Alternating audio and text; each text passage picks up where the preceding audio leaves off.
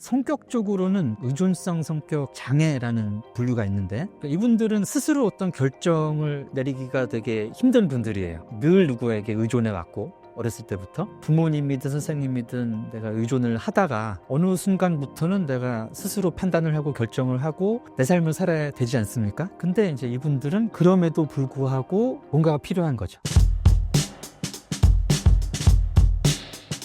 우리나라 기독교 특징 중 직접 영접하는 걸 원한다고 하셨는데요. 이것이 사이비 종교와 관련성이 있나요? 관련이 있을 것 같아요. 한국 사람들이 일단 신과의 만남에 대한 그런 배경이 있죠. 배경 지식이. 신은 사람한테 직접 내릴 수 있고 직접적으로 이렇게 소통할 수 있는 존재다. 그래서 이제 누군가가 내가 그런 신과의 소통을 했다. 그러면은 그럴 수 있다라고 일단 내가 믿기가 쉽고요. 또 그런 이제 사이비 교주라든가 그런 사람들이 주장을 했을 때 따라가기가 쉬운 거죠. 그런 차원에서 이제 신비 체험을 강조해 왔던 개신교의 어떤 전통이 사이비의 창궐에 어떤 일정 부분 한 경로가 되어 왔던 것도 사실입니다. 한국에 본인이 예수라고 주장했던 사람들이 50명이 넘거든요. 역사적으로. 저서에서 한국 종교 현상의 특이성 중 빠질 수 없는 하나는 신흥 종교와 사이비가 많다고 하셨는데요. 어떤 내용인가요? 사이비는 이제 한자 그대로 하면 비슷하지만 아니다, 이런 뜻이거든요. 그래서 종교와 유사한 형태와 행동들을 하지만 이제 종교라고는 볼 수 없는 행위들을 이제 사이비라고 합니다. 이제 사이비 종교들의 이제 중요한 특징이 두 가지 정도 꼽을 수 있을 것 같은데, 인간임이 틀림없는 어떤 개인을 굉장히 신격화한다는 거죠. 본인이 신이라든지 신의 사도라든가 신과 직접적인 어떤 관계를 맺은 사람이다라는 주장을 하는 거예요. 실제로 그럴 수도 있지만 이제 사이비들의 특징은 그것을 빌미로 내가 신과 특별한 관계에 있기 때문에 너희들은 내 말을 들어야 된다든지 나한테 재산을 바쳐야 된다든가 여기만 있어야 된다든가 이런 이제 신도들을 조종하고, 이 조종하는 이 무리가 사회에 바람직하지 않은 영향을 미칠 때 이것을 사이비라고 볼 수 있을 것 같습니다. 그렇다면 바람직하지 않은 영향을 미치는 우리나라의 사이비 종교의 사례는 어떤 게 있을까요? 일단 이렇게 구체적인 종파를 얘기하는 건 조금 테러의 위험성도 아무튼 이제 그것보다는 한국에 여러 그 사이비 종파와 교단들이 있어 왔습니다. 대표적인 게 이제 일제시대에 백백교라는 교단이 있었는데, 본인이 신이라고 주장을 하면서 이제 신도들을 착취를 하고 살해하고 이랬기까지 했던 사건이에요. 본질적으로 이제 사이비는 소위 교주 또는 이제 중요 인물이 본인이 굉장히 신격에 가깝다라는 주장을 하는 겁니다. 근데 이제 사람들은, 특히 이제 한국적인 그런 문화적 배경을 가진 사람들은 신이 직접 인간에게 내릴 수 있다라는 믿음 체계가 있기 때문에 그 사람들을 이제 실제로 영향력 있는 존재다라고 받아들이기가 되게 쉬운 거고요. 그래서 이제 그런 신적인 존재의 나의 필요한 부분을 해결해 달라고 몰리게 되면 또 교단이 되는 거죠, 금방. 그런 차원에서 이제 한국의 사이비라든지 이런 세력들이 많았던 것 같습니다. 사이비 종교의 문제점은 무엇인가요? 개인으로서 스스로의 삶을 못 살게 한다는 게 제일 크죠. 내가 직업도 가져야 되고 사회인으로서 또 내가 가정이 있다면 가정 안에서 온전한 한 사람으로서의 삶을 살아야 되는데, 종교가 됐든 거기에 이제 종속이 돼서 내가 내 삶은 없고 그 교주의 수족으로, 교단의 어떤 발로, 교단의 호구로 밖에 살 수가 없는 거예요. 본인은 만족할 수 있지만 이제 그런 사람들이 많아지면 사회에도 좋지 않은 영향이 되고, 또 그런 이제 세력을 유지하기 위해서 어떤 사회의 건전성을 해치는 경우도 많죠. 교주의 그런 범죄를 옹호하기 위해서 법 질서를 해친다든지 언론의 자유를 침해한다든가 이런 경우도 우리가 종종 목격을 하지 않습니까? 그런 경우는 바른 종교라고는 보기 어렵지 않을까. 사이비 종교의 궁극적인 목적은 무엇이라고 생각하시나요? 사이비도 이제 두 부류가 있을 것 같은데, 하나는 교주가 실제가 아니라는 걸 알면서 사람들이 이제 갖다 바치는 돈이나 이런 권력에 관심이 있는 케이스고요. 그건 사실 범죄 집단에 가깝죠. 또 하나는 이 교주 자신이 강한 어떤 종교적 확신 때문에 본인이 실제 신이다, 실제 어떤 그런 중요한 존재다라는 생각으로 주변인들에게 영향력을 행사하는 케이스. 이건 분명히 종교적인 현상이면은 틀림이 없을 것 같고요. 그런 이제 강한 확신, 진실일 수도 있고 그렇지 않을 수도 있는데, 그런 확신을 가지고 있는 소위 이제 교주급에 해당하시는 분들 중에는 개인적으로 그렇게 나쁜 분은 아니고 뭐 그런 경우도 있습니다. 그 뜻 자체가 뭐 굉장히 나쁘다든지 뭐 그렇지는 않은 경우도 있어요. 그래서 이제 그 사이비와 그렇지 않은 종교 단체와의 구별이 쉽지 않은 것도 사실이죠. 사이비 종교를 유지하기 위해 가족들과도 멀어져야 한다는 이야기도 있는데요. 어떻게 생각하시나요? 그런 요구를 하면 이제 사이비라고 의심을 해야 되죠. 제대로 된 종교라면, 그리고 또 미래에까지 존속될 종교라면 이 사람들이 자기가 자기로서 개인의 자기의 그런 정체성을 가지고 사회인으로서든 신앙인으로서든 자기 삶을 독립적으로 가지고 갈 수 있어야 된다고 봅니다. 근데 아무리 종교적인 뭐 존재가 중요하고 종교가 중요하다고 해서 이 사람의 이런 자기 결정권을 침해한다든가 자기가 뭐 스스로 성장하고 공부하고 나아갈 수 있는 권리, 이거를 침해하면서 그 종교적인 이분만 섬겨라 라는 것은 과거의 종교의 모습이 아닌가, 현재와 미래에 맞는 종교의 모습은 아닐 거라는 거죠. 그렇다면 교주를 신격화하거나 폐쇄적인 환경을 조성하는 것이 사이비 종교를 유지하는 방법이라고 생각하시나요? 그렇죠. 아무래도 이 조직을 운영할 때 자기들이 이제 신뢰할 수 있고 또는 이제 정보가 새어나지 않는 차원의 이런 그 조직이 필요하거든요. 조직의 운영과 유지를 위해서 아무래도 그런 폐쇄적인 체계가 나오는 것 같습니다. 사람들이 사이비에 빠지는 이유가 무엇인가요? 아무래도 이제 현대 사회가 되면서 사람들이 굉장히 불안이 커졌잖아요. 불확실성이 커지다 보니까 불안해지기도 하고 이 와중에 이제 과거의 종교들이 내가 필요한 것들을 더 이상 제공해주지 못한다는 점도 큰 것 같습니다. 사실 이제 교단화된 기성 종교들은 뭐 인간의 그런 직접적인 어려움에 대해서 바로바로 이렇게 해결책을 못 주는 측면이 있고, 제일 큰 게 아무래도 불안이겠죠. 점점 뭐 세계가 망할 것 같고, 소위 여러 종교에서 이제 그 종말론을 가지고 있는 종교들이 있거든요. 세상이 이제 결국엔 망하고 이 신의 이러한 존재의 시대가 열릴 것이다. 그러면 나는 이 망하는 세상에 투자를 할 것이냐, 이 새로운 세상을 이끌어갈 여기에 투자를 할 것이냐, 그쪽으로 몰리게 되는 거죠. 사이비 종교에 빠지는 사람들의 공통점은 무엇인가요? 성격적으로는 의존성 성격 장애라는 분류가 있는데, 이분들은 스스로 어떤 결정을 내리기가 되게 힘든 분들이에요. 늘 누구에게 의존해 왔고, 어렸을 때부터 이제 사실 뭐 어렸을 때는 부모님이든 선생님이든 내가 의존을 하다가 어느 순간부터는 내가 스스로 판단을 하고 결정을 하고 내 삶을 살아야 되지 않습니까? 근데 이제 이분들은 그럼에도 불구하고 뭔가가 필요한 거죠. 항상 어떤 조직에 들어간다든가 내 삶의 방침을 좀 구체적으로 제시해 줄 수 있는 이런 게 필요한 분들은 개인적인 그런 특성상 사이비 같은데 노출도 쉽고 빠지시기도 쉬운 분들이죠. 지식인들조차 사이비에 빠지는 이유가 무엇인가요? 자기가 똑똑하다고 믿는 사람일수록 자기가 한 번 믿기 시작한 일을 부정하려고 하지 않습니다. 오히려 이제 어느 정도 덜 스마트한 분들은 새로운 지식이 나오고 하면은 내가 지금까지 알고 있던 게 틀렸나 하면서 새로운 걸 받아들일 수 있거든요. 똑똑한 분일수록 이제 완고해진다는 거죠. 내가 굉장히 여러 나름의 검증 체계를 거쳐서 내가 이 믿음을 갖게 됐어요. 그럼 이제 웬만해서는 안 바꾸는 거예요. 반대되는 증거가 아무리 제시가 돼도 섬기는 분이 사실은 신이 아닌 것 같은데 일부러 막 굳이 안 보려고 해가면서 믿음을 유지하려는 측면이 있습니다. 지식인의 함정이라고 볼 수도 있죠. 사이비에 한번 빠진 사람들이 쉽게 돌아오지 못하는 이유가 무엇인가요? 일단 그만큼 그쪽에서 이분들이 얻는 것이 크기 때문에 그런 것 같습니다.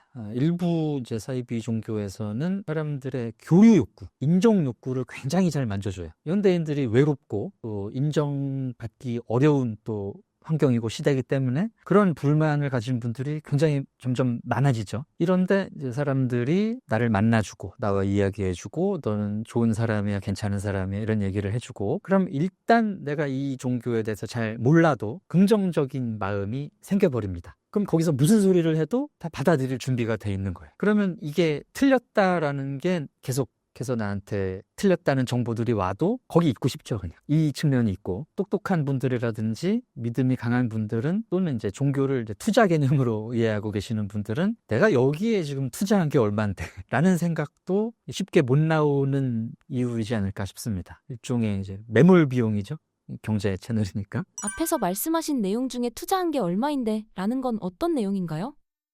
아무래도 이 뭐 교단이 운영을 한다든지 아니면 뭐 교주 내지는 이런 중요한 분들의 품위 유지비로 돈이 많이 들 텐데 그런 이제 신도들의 돈이 많이 필요합니다. 조직을 운영한다든가 그러면서 신도들의 그런 헌금을 받는 거죠. 그리고 이제 많이 헌금을 낼수록 내가 거기서 많이 돌려받을 수 있다고 생각을 해요, 사람들이. 근데 이 정도까지 바쳤는데 나중에 이제 새 세상이 열리면 이 정도는 내가 돌려받을 수 있지 않을까. 근데 아직 그 세상이 안 열렸거든요. 근데 난 여기서 많이 지금 들였지, 돈을. 근데 지금 나오기에는 들인 돈이 아깝다. 이런 생각을 할 수 있는 거죠. 사이비 종교에서는 종말 이후 열리는 시대에는 어떤 걸 보상해 준다고 이야기를 하나요?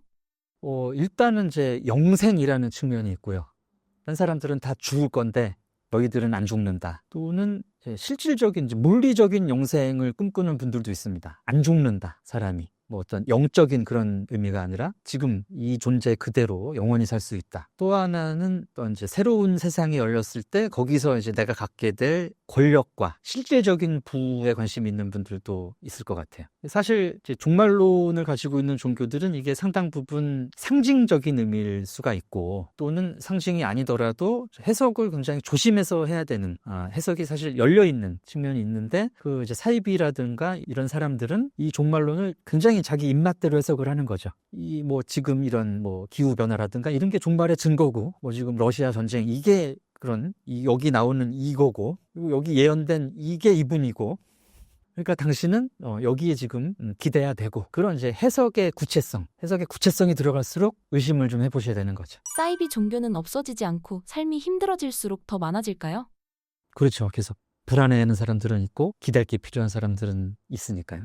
엄청나게 많아질 것 같진 않습니다. 왜냐하면 이제 현대 사회가 이만큼 지속되어 오면서 사람들도 스스로를 돌아볼 수 있는 능력이 생겼고 또 이제 실존이라고 할까요? 스스로 내가 나의 삶의 의미를 찾아갈 줄 아는 그 정도의 어떤 지적인 능력 많이 좀 도달을 했다고 생각하기 때문에 그렇게 이제 밑도 끝도 없이 나의 모든 것을 바쳐가면서 사이비랄지 확인되지 않은 정보에 그렇게 기대시는 분들이 그렇게까지 많을까 이런 생각을 하고 있는데 모르겠습니다. 앞으로 좀 더 그 과격한 종말의 증거 같은 게 나타난다면 예를 들어서 뭐 소행성이 하나 때려박든가 화산이 큰 게 하나 터진다든지 3차 대전의 어떤 전조 같은 게 있으면은 확 몰릴 수 있겠죠.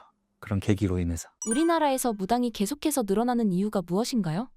일단은 기성 종교의 그 인구 비율이 계속 줄고 있거든요. 그러면서 이제 본인이 종교가 없다, 무교라고 주장하는 분들이 이제 늘어나고 있는데 한국은 과거부터 무속, 이제 샤머니즘 계통의 이제 무속 신앙이 굉장히 일반적이었던 나라고 신앙 체계죠. 믿음 체계가 있던 나라이기 때문에 내가 종교가 없다고 생각을 하면서도 돈 벌어 가던가 부적을 쓰든지 뭐 구슬하든지 이런 분들이 굉장히 많습니다. 뭐 그런 수요가 있기 때문에 무당이 늘어날 수도 있고 또 이 무당이 되려면 이제 신내림을 받아야 되는데 이 신내림의 근거가 되는 것이 약간 이 정신적인 문제하고도 혼동되기가 쉬워요. 실제로 어떤 신이 나한테 영향을 미쳐서 신내림이라는 과정을 통해서 무당이 되는 분들이 늘어났을 수도 있고 또는 이제 정신적으로 힘든 분들이 내가 어떤 뭐 환청이랄지 정신적인 문제를 어떤 신의 존재로 잘못 해석을 하고 또 좀 나쁜 무당을 만나가지고 신내림을 억지로 받게 하는 케이스들도 있을 것 같고 그렇습니다.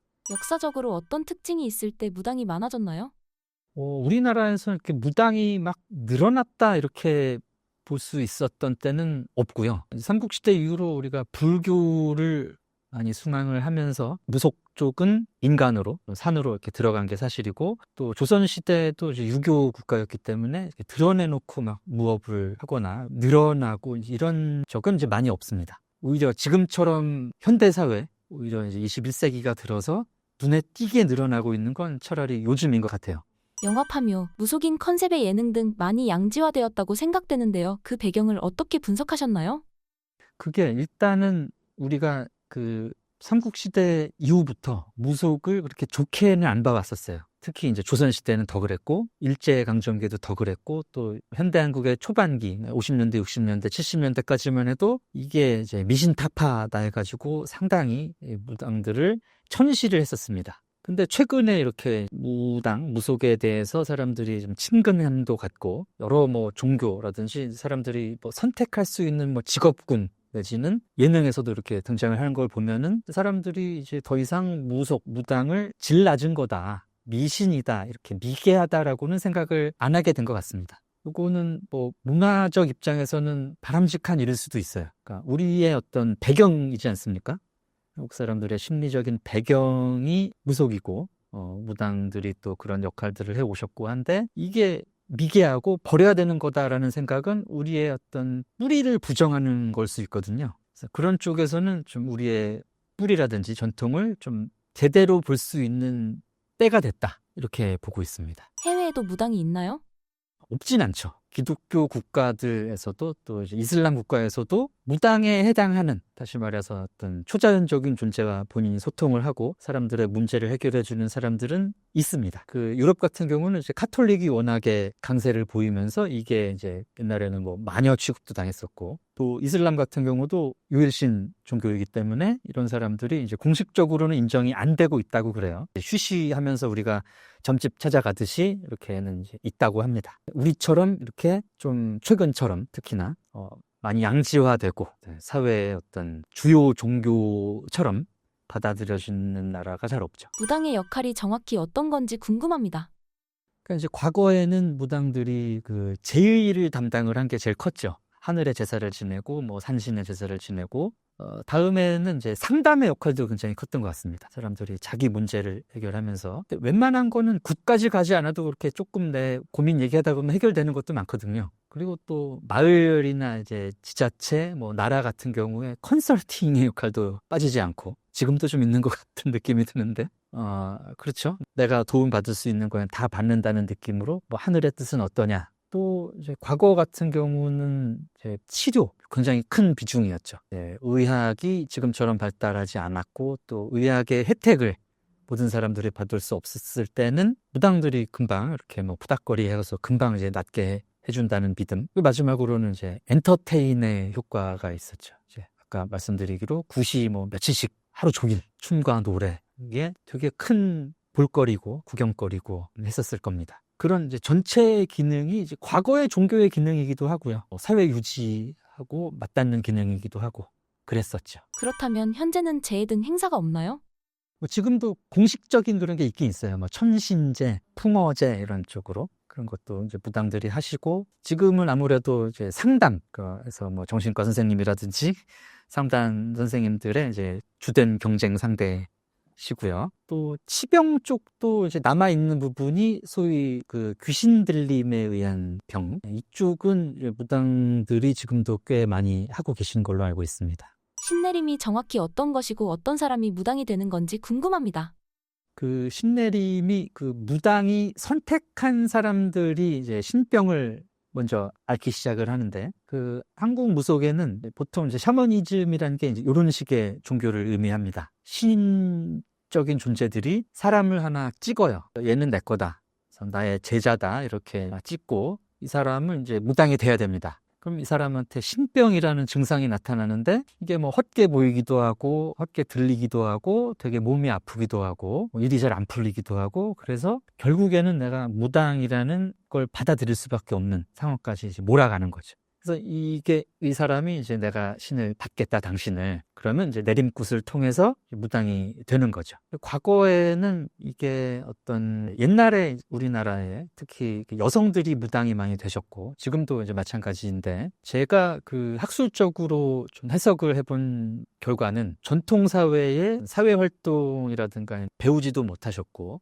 영향력을 미치기가 어려웠던 여성들께서 그런 뭐 억울함, 분노 이런 부분이 정신적인 문제를 일으켜서 그 정신의 일부가 굉장히 능력 있고 신통력 있는 존재가 분리가 된 이 부분을 이제 신이라고 지각했을 가능성이 있지 않나. 그래서 이 신병이라는 게 어떤 관점에서는 좀 해리성 정체감 장애일 수 있고요. 장애라고 해서 꼭 뭐 나쁘다는 얘기는 아니고 그런 이제 현상인 거죠. 그래서 이렇게 이제 분리된 정신을 다시 통합시키는 과정으로서 이제 내림굿이 필요한 거고, 이 존재를 내가 통합을 했으면은 그 신통력을 내가 쓸 수 있는 존재, 무당이 돼서 살아가는 게 이 병의 최종적인 해법인 거죠. 그래서 예전에는 이제 그런 어떤 문화에, 우리 문화의 사회의 부정적인 부분들이 이런 식으로 표출이 되고 해결이 됐던 것이 아닌가. 무당이 믿는 신의 존재는 어떤 건가요?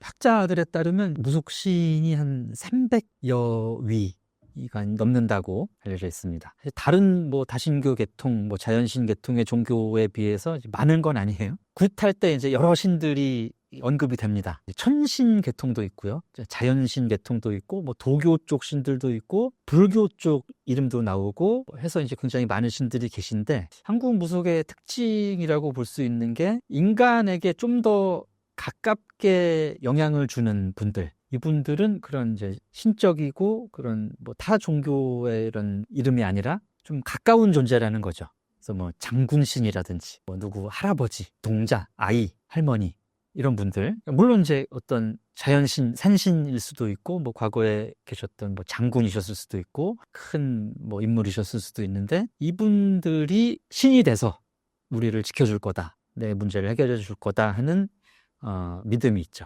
그래서 이 부분이 이제 어떤 자연신 계통의 종교, 특히 이제 일본 쪽 신들이 그런 신들이 많은데 그런 종교하고 차이점이 아닌가 싶습니다. 그렇다면 그런 특징은 왜 나타나는 건가요? 그것도 이제 문화적 차이 때문일 것 같은데요. 이를테면 이제 중국의 도교에서는 신들이, 또는 이제 신들과 크게 차이 없는 분들이 신선이라는 분들이 있죠. 신선이, 사람이 신선이 될 수 있다는 믿음이 있어요. 중국에는 또 환약을 만들어서 먹으면 신선이 된다든가, 뭐 진시황도 그래서 이상한 거 드시고 빨리 돌아가시고, 또 뭐 도 닦는다라고 하잖아요. 돌을 닦으면 신선이 된다, 사람인데. 근데 이 한국의 이 무속신들은 이런 사람의 수련을 통해서 신이 되거나 하는 게 아니라 어떤 억울한 죽음을 겪은 사람이 신이 됩니다. 최영장군, 고려 멸망할 때 되게 억울하게 돌아가셨잖아요. 이성계 그 태조한테 죽음을 당하고, 본인은 뭐 큰 잘못은 없었는데, 그런 분들을 사람들이 기억을 하면서 저분이 돌아가셨다면은 엄청난 힘을 가진 신이 됐을 것이다, 그런 믿음이 있는 거죠, 우리나라는. 사람들이 샤머니즘에 열광하는 이유는 무엇인가요?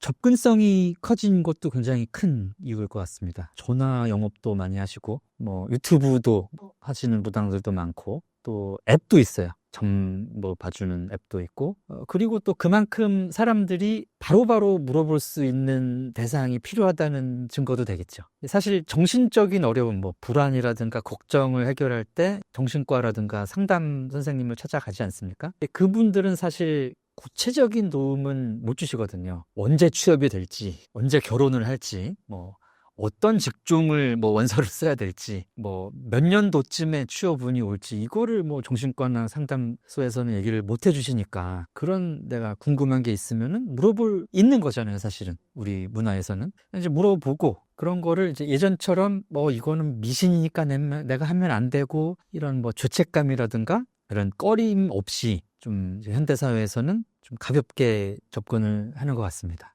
그렇다면 한국 사회에서 무속신앙은 망하지 않을 거라고 보시나요? 네네, 저는 당분간. 물론 조심은 하셔야 되겠죠. 필요 이상으로 너무 기대거나 여기 안 된다고 또 다른 데 계속 더 많은 돈을 투자를 하시거나 하는 시간, 거기 종속이 되고 이제 스스로를 잃는 이런 결과는 없어야 되겠습니다. 신간이 나오셨다고 들었습니다. 책을 쓰게 된 배경이나 느끼셨던 감정이 있다면 소개 부탁드립니다. 제가 이번에 숭배하는 자들, 호모 피델리스라는 책을 쓰게 됐는데, 저는 이제 문화심리학자입니다. 그래서 문화에 대해서, 문화와 사람들의 행동에 대해서 연구를 하다 보니까 종교라는 것도 지역에 따라서 이 특색이 굉장히 많이 나는 거죠. 그러면서 종교와 문화가 다르지 않다. 문화라는 게 사람들이 적응하기 위해서 만들어낸 어떤 가치관이라면, 종교도 그런 가치관일 수 있고, 신의 존재가 개입이 되긴 하지만 신의 가르침이 결국 사람들을 잘 살아가기 위해서 나온 것들이 아닐까, 그런 관점에서 이제 문화라는 관점으로 종교를 한번 생각해 본 책입니다. 특히 이제 한국 문화와 한국의 종교에 대해서 좀 깊이 다뤄봤으니까, 이제 관심 있는 분들은, 또 최근에 한번 점집 한번 가봐, 뭐 하루 한번 볼까 하는 생각이 드신 분들은 한번 읽어보시고, 믿음의 근원은 어디인가, 이 믿음을 어떤 식으로 내 삶을 위해서 활용을 하면 좋을까, 여기에 대해서 한번 생각해 보시면 좋을 것 같습니다. 감사합니다.